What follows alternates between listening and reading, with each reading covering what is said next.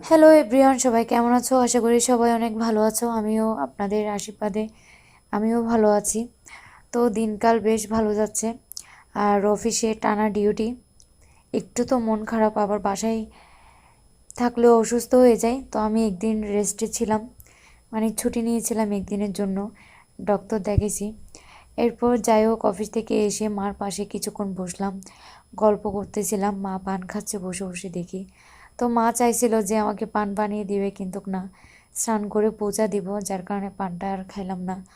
তো যাই হোক, আমি এখন স্নান করতে চলে যাব। আর আজকে শুক্রবার, যেহেতু সকাল সকাল সবারই ছুটি হয়েছে, ভাবছিলাম আজকেও লেট করে ছুটি দিবে, কিন্তু না, আজকে 5টায় সবাই ছুটি পাইছি। তো যার কারণে হাতে একটু সময় আছে, ভাবলাম যে না, আজকে অন্তত পূজাটা দিয়ে নিই। তো আমি আগে নিজে রেডি হয়ে নিলাম, কারণ পূজা দিব। আর সন্ধ্যা প্রায় হয়ে গেছে, তখন 6টা বাজে।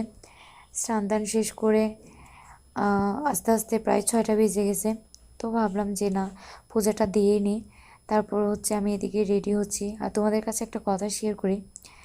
কিছুদিন আগে হচ্ছে, মানে 2 দিন আগে আমি একটা পোস্ট, মানে গল্প শেয়ার করছিলাম। ওইটা নিয়ে আসলে অনেক কাহিনী হচ্ছে। সবাই সব নিজেদের গল্প শেয়ার করে, আমি এরকম করেছিলাম, কিন্তু এখানে কি আহামরি কথা বা মহাভারত অশুদ্ধ হয়ে গেছে জানি না। তবে আসলে আমার মনে হয়েছিল যে না, এটা আমি একটা পোস্ট করে রাখি।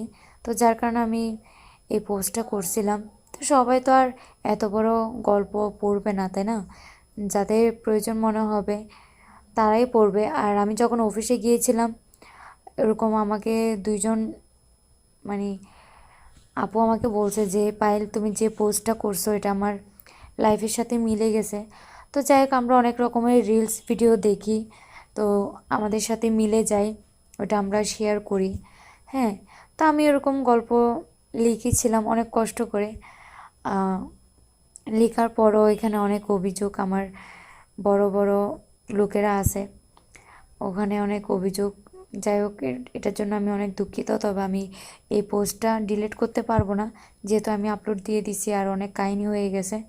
তো আমি এখন যদি আমাকে 100জন লোক এসেও বলে যে পোস্টটা ডিলিট করে দাও, আমি ডিলিট করব না। তো যাই হোক, এই পোস্টটা করার কারণে বাসায় অনেক ঝামেলা, বড়মশাইয়ের সাথে অনেক ঝামেলা। আমি প্রথমে বললাম যে দুঃখিত। তো যাই হোক, এই সাবজেক্টটা বাদ দিলাম। অফিস থেকে এসে ঘরদুয়ার একদম অগোছালো। তো বড়মশাই প্রথমে বলছিল যে অফিসে যাবে না, আজকে শুক্রবার, তাই